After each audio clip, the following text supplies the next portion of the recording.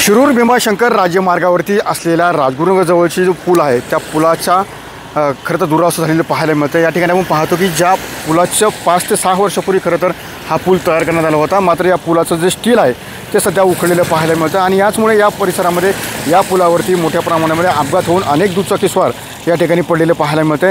त्यामध्ये अनेकांचे खरं तर अनेकांनी प्राण गमावले, त्यासोबत अनेकांचं त्या ठिकाणी कुठेतरी अवयवसुद्धा निखळलेलं आपल्याला पाहायला मिळतं। एकंदरीत 5 वर्षापूर्वी ह्या पुलाचं खरं तर काम करण्यात आलं होतं, मात्र सध्या 5 वर्षानंतर या पुलाची दुरावस्था झालेलं पाहायला मिळतं। सध्या पावसाळा सुरू आहे आणि पावसाळ्यामध्येच हा पूल उखडलेला पाहायला मिळतो, यामुळे मोठ्या प्रमाणामध्ये अपघाताचाही धोकाही सध्या वर्तवलेला आपल्याला पाहायला मिळतो। एकंदरीत हा पूल पाहतो की राजगुरुनगरजवळ असल्यामुळे याच पुलावरून चांडोली असेल, शिरोली असेल, या गावातील विद्यार्थी असतील, या विद्यार्थी खरं तर यानं प्रवास करत असतात, त्यामुळे या विद्यार्थ्यांचा जीवसुद्धा खरं तर मुठीत धरून त्यांना या ठिकाणून प्रवास करताना आपल्याला पाहायला मिळत आहे। सुनील तिकडे, TV9 मराठी, खेड, पुणे।